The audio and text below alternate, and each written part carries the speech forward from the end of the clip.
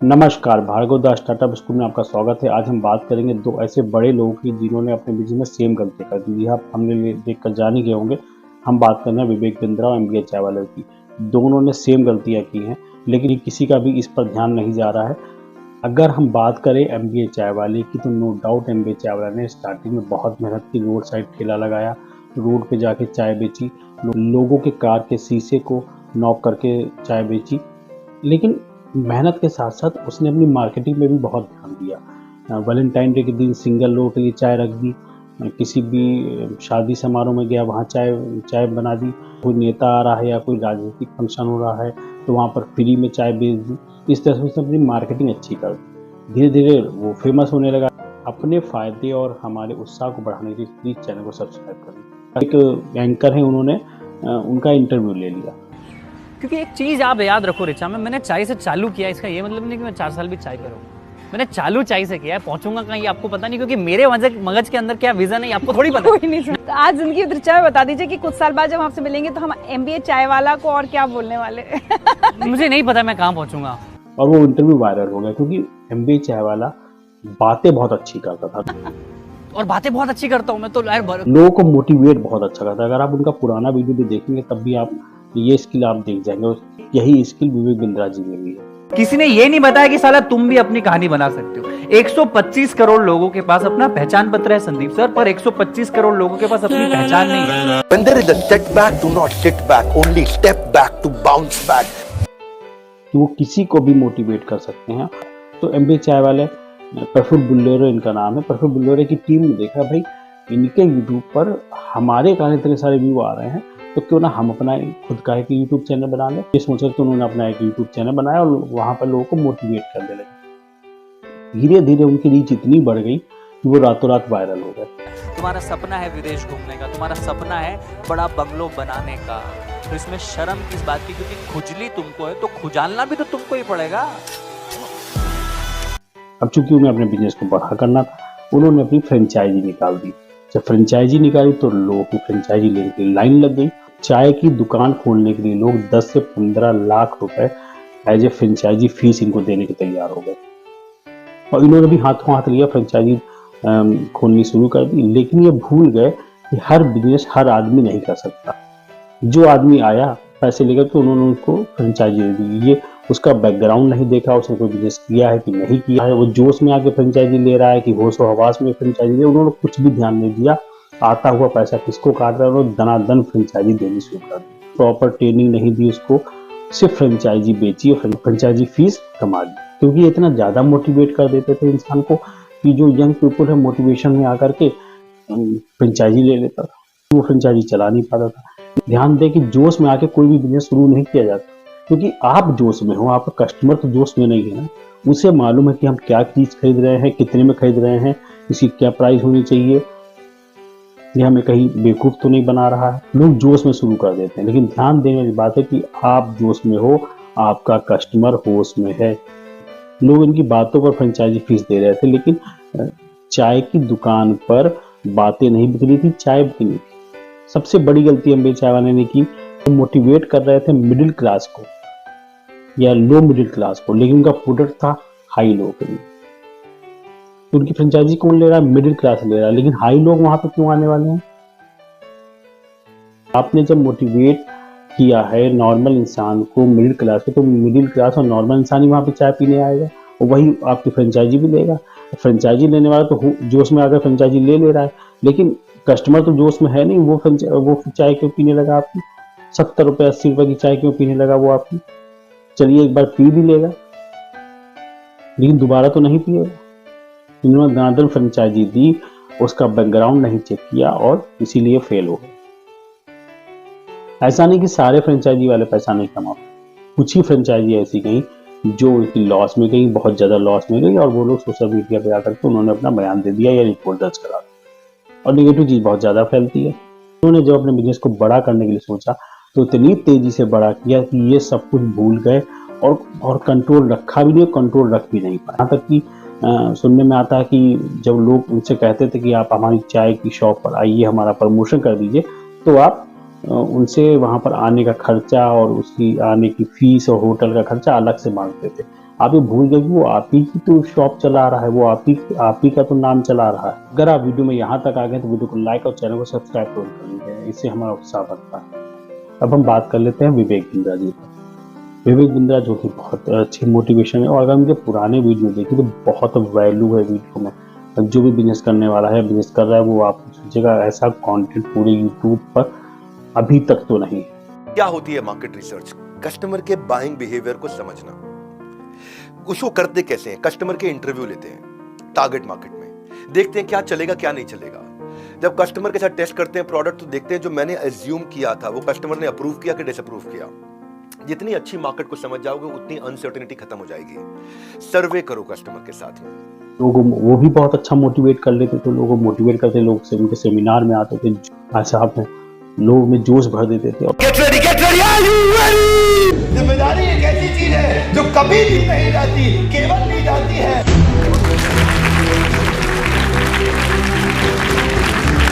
It is the ability to bounce back if camera come on out, please.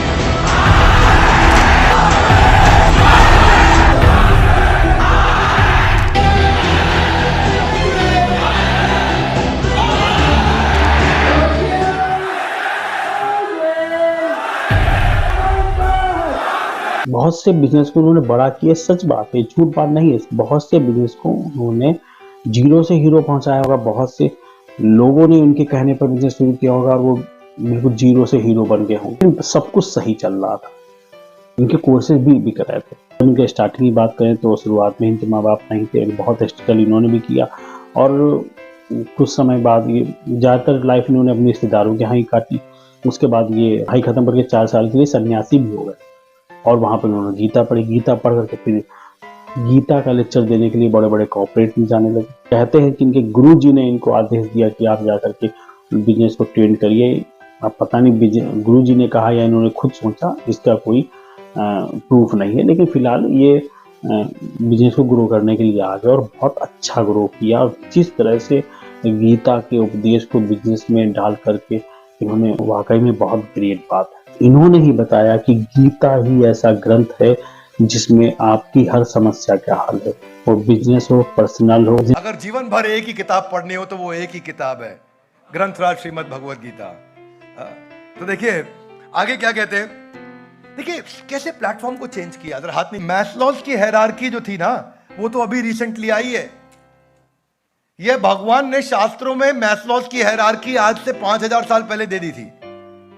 इसलिए बोलता हूं जितना management principal है दुनिया का, वो सब गीता से ही निकला हुआ कहीं ना कहीं। इनका भी अच्छा चल रहा था, लेकिन अब ये बड़े बड़े सेमिनार करते थे, लोग सेमिनार में आते थे। 1-1 लाख रुपए सेमिनार की फीस थी, जो ये हर सिटी में जाके सेमिनार करते थे।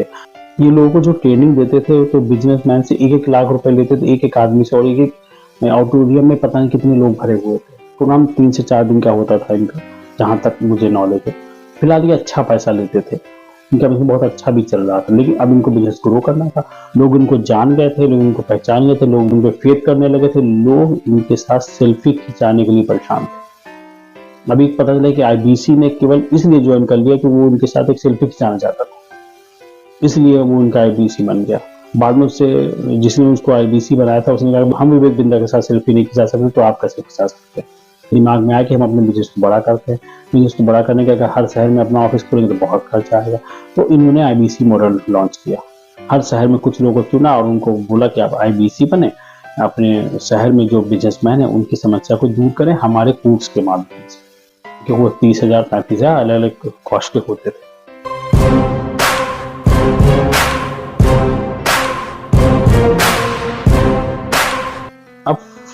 अब सेम वही गलती एमबीए चाय वाला की, क्योंकि उन्होंने मोटिवेट किसको किया, मोटिवेट किसको, मिडिल क्लास को। मिडिल क्लास इनका आईबीसी बन गया, लेकिन इनका जो कोर्स था वो था बड़े बिजनेस के लिए, कॉर्पोरेट बिजनेस के लिए।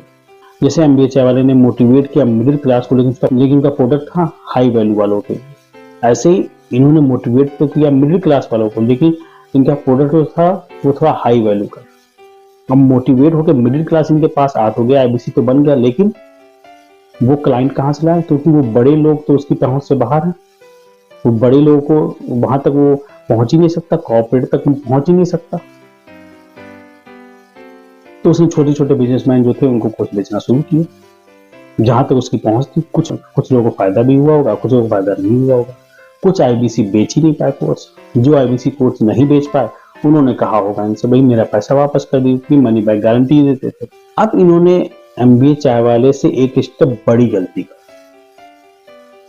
एमबीए चाय वाले ने तो सिर्फ अपने फ्रेंचाइजी तक ही गलती रखी, लेकिन इन्होंने अपनी गलती एक स्टेप और आगे कर दी कि भाई ऐसा करो, आप अपने नीचे 2-3 आईबीसी और बना दो और उनका जो कमीशन आएगा वो हम आपको वापस कर देंगे, आपका पैसा आपके पास वापस आ जाएगा।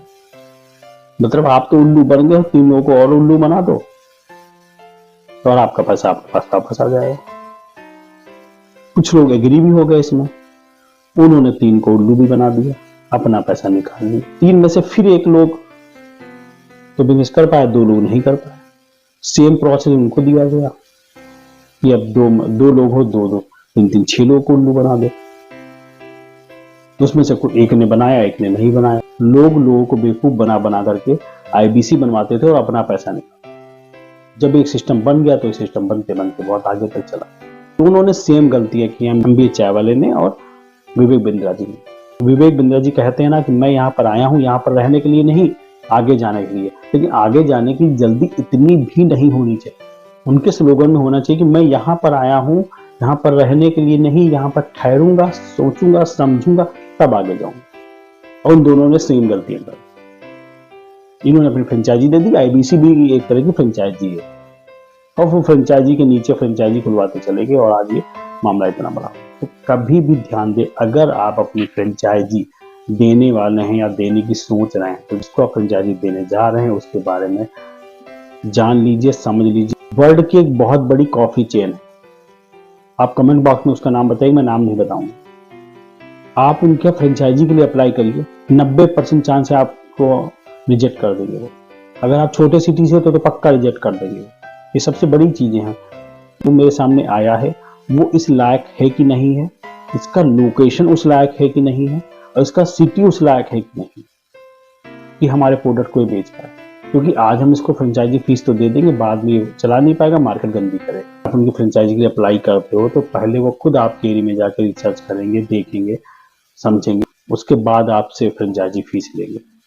ऐसा नहीं कि जितने आती हुई लक्ष्मी किसको काटती है, बस फ्रेंचाइजी फीस आती जाए। फ्रेंचाइजी फीस बिजनेस नहीं होता। सबसे पहली बात समझने वाली बात है, फ्रेंचाइजी फीस बिजनेस नहीं होता। जो फ्रेंचाइजी बिजनेस करती है वो बिजनेस आपका होता है। असल वैल्यू आपकी वो होती है। कोई भी बिजनेस हो उसको ये बात जरूर समझनी चाहिए।